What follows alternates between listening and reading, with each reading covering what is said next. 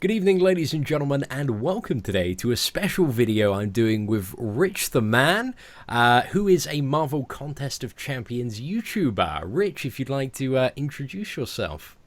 Hello, I'm Rich the Man. I don't have such a pleasing voice as Seatin, but it's still lovely, and I must remember to play along with this video and not fall in love with his beautiful voice.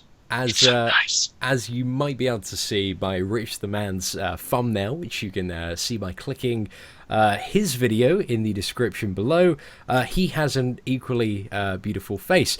But enough of us complimenting each other, because that's not the kind of circle jerk video we're aiming to do today. No. What we're here today to talk about is the best 3-star champions in Marvel Contest of Champions. Rich has got his top 3, I've got my top 3, and today we are going to be talking about my top 3 champions in Marvel Contest of Champions.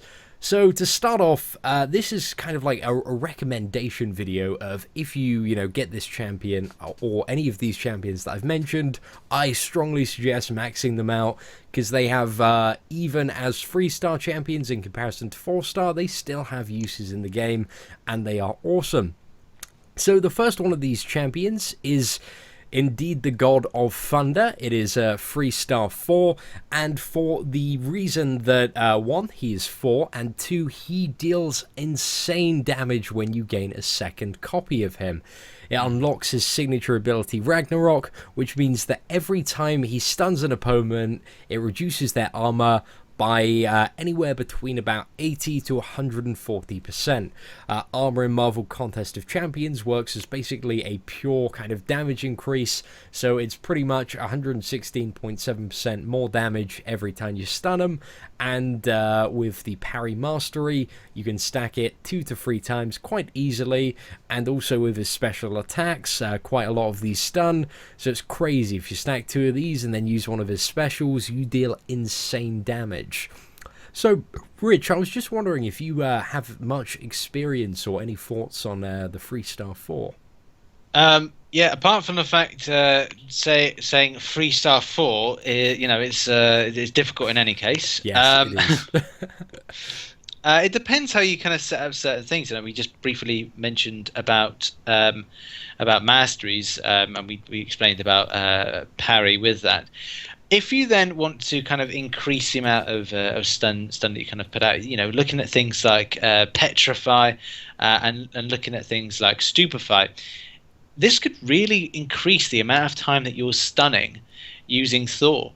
And imagine same thing really with Ronan as a comparable character. If you're using yourself with those and you're kind of looking to maximize the amount of time that you're not being hit, this character can really be a bane in the enemy's side. Definitely, especially for newer players who haven't yet perfected the art of getting every block and parry and stuff, and who kind of need that additional time where the enemy is stunned. One of the also very popular things to do amongst veteran players is actually remove the masteries that give you increased stun time so that you can stack even more armor breaks on your enemy.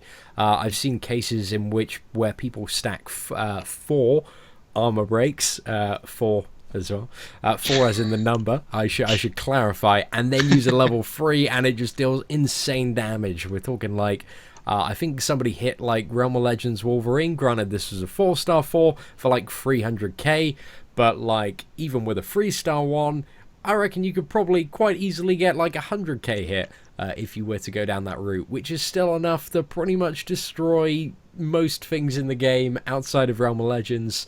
So yeah, especially when venturing through stuff like Act 4 does have a lot of use. But anyway, we move on now to the second of my favorite 3-star champions, which is the Scarlet Witch. So if we look into the character a bit more, one of the things that makes Scarlet Witch the thing that makes Scarlet Witch so popular is her signature ability, which is Veil of Fortune, and it kind of acts as this lottery wheel whenever Scarlet Witch lands a critical hit. And also, her passive abilities do give her increased critical hits on special attacks. Plus, with masteries and stuff, you can increase your crit quite a bit. And with team, you can build like certain teams around her with mutants in, so you are constantly critting.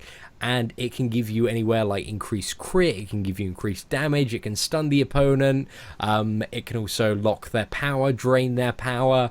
It does tons and tons of cool stuff. Also applies occasionally a healing regeneration to you. Again, it's just a lottery of like buffs and debuffs throwing out there. So I don't know about you, Rich, but do you have much experience using Dupe Scarlet Witch? Oh yeah, I mean I've got a 4-star, and she is my weapon of choice. When it comes to certain attacks, hitting in Hex Bolt, every time I hit Hex Bolt, I've got something. I'm consistently hitting in 12k damage. Like, I've done live streams where I think, like, if people have watched it, they may have seen it.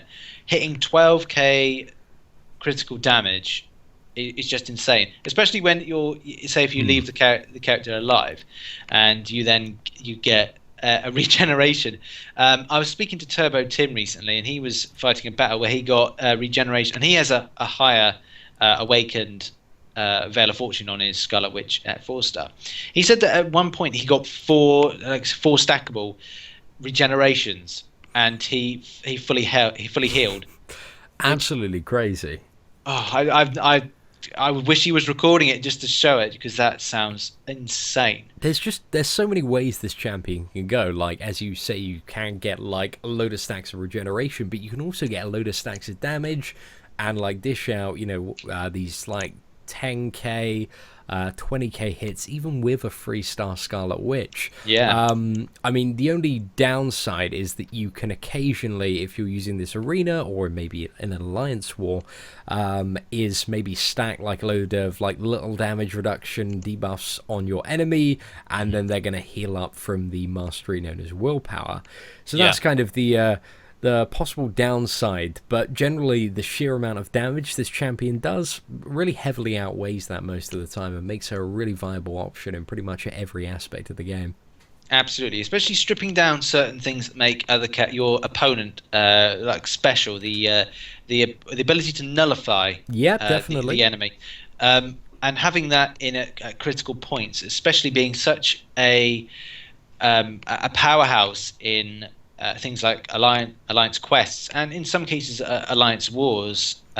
Sometimes the character's nullify can save your ass. To put it bluntly, just having that to kind of use is, it's just a complete character for me. The same thing with regards to your third one, which we'll go into in a minute.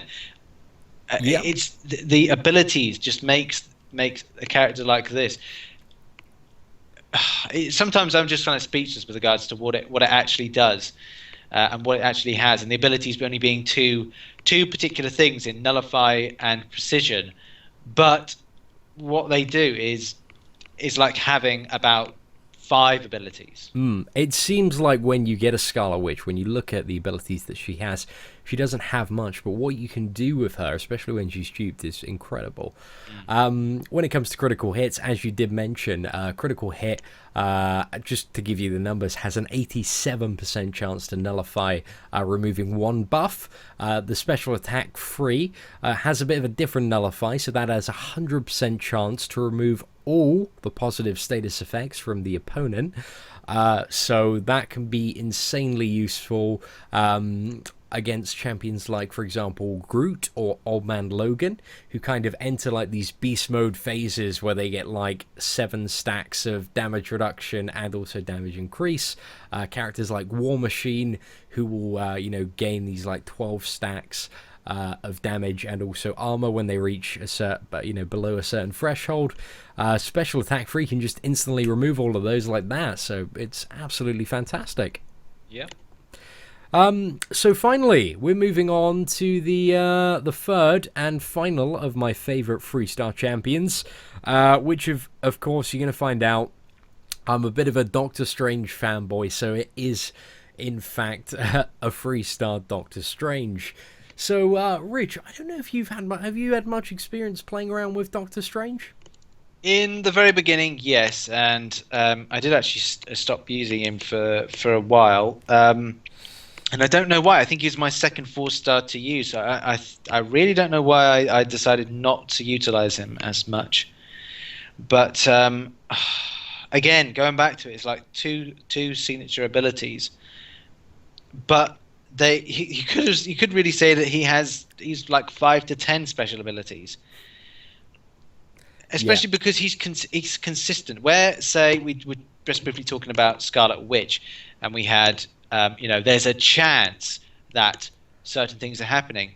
Doctor Strange's abilities and the getting Fury armor and is it not? It's not power gain. It's a life steal. So it's a life steal that we consistently know when they are going to happen, which makes this character consistent.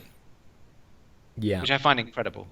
Definitely, he is just amazing in every regard, and like even when you get to the top alliances on their AQ5 maps, people actually quite commonly run 2 Doctor Stranges, the 3-star and the 4-star one, along with a Scarlet Witch, because this provides a perfect block team. Because each Doctor Strange gives the 3-star one gives 15% block proficiency, and then the 4-star one gives 20%, and then coupled with the 8% from masteries, that gives you 43% block proficiency, which means that when you block for a rank 4 level 40 male champion, you take 0 damage, which is highly desired when you get to that level of combat where you can block perfectly, you can evade perfectly, and the only thing that's kind of making your fights not last is the fact that you're taking damage. You're taking damage every time you block, and if you remove that, then you can fight forever with a 4-star Doctor Strange, providing you have the skill level. So yeah, as Rich said as well, he has 3 stances. He has a defensive one, an aggressive one, and also a lifesteal one. Alternates between these every 7 seconds. So you kind of can, activate his abilities at different times depending on the need of that fight. Again, very versatile, but also very reliable, not random in a sense like Scarlet Witch is. So yeah, that's pretty much it for Doctor Strange. Do you have any other thoughts or anything you'd like to add to that, Rich? It's the final thing. Apart from obviously we just established it's consistent, and you can plan your attack around this character. It's like you know what you're getting. You know when to be aggressive. You know when to be defensive. You know when to.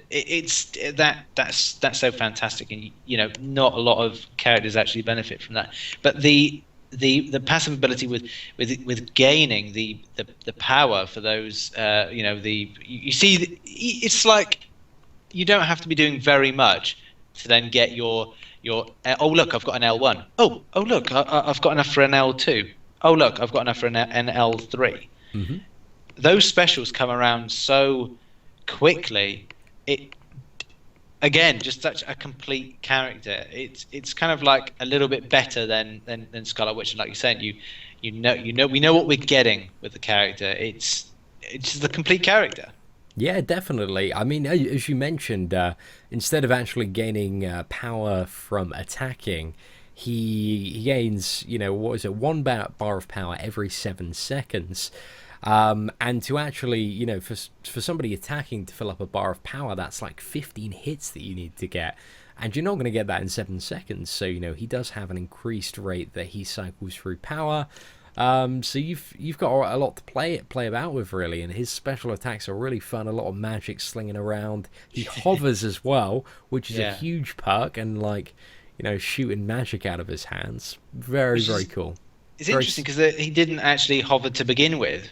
It was only in I'd say I'd say Patches. It must have been about 2 months into me having the character, and I think that may have sometime last year they changed it to the point he could hover. Amazing. I feel like that was definitely needed with the champion. I did not know that, so that's a bit of a fun fact of the day. Yeah, I'm surprised I remember that. Yeah, yeah. That seems really odd. I'm really curious as to what his previous animation was. So, ladies and gentlemen, that is it for my top 3 3-star champions. If you head over to Rich the Man's YouTube channel, there's a video I did with him talking about his top 3 3-star champions, and it is absolutely awesome. So I definitely suggest checking that out for more input on the 3-star champions that you should be looking at ranking and leveling. Anyway, thank you so much for collaborating with me today on these videos, Rich. It's been so much fun doing them. Hey, like the song says, stop, collaborate, and listen. Vanilla Ice. Ice, ice, baby. Amazing. Absolutely amazing. So yeah, if you guys check out the description of the video, there is going to be a link to Rich the Man's video, where you can see basically me and him just sitting down talking for about 10-15 minutes about his most awesome champions. Be sure to like and subscribe to his YouTube channel. It would mean the world to me, and it would mean the world to him, so be sure to do that. Apart from that, take care and have an absolutely fantastic day. See you later.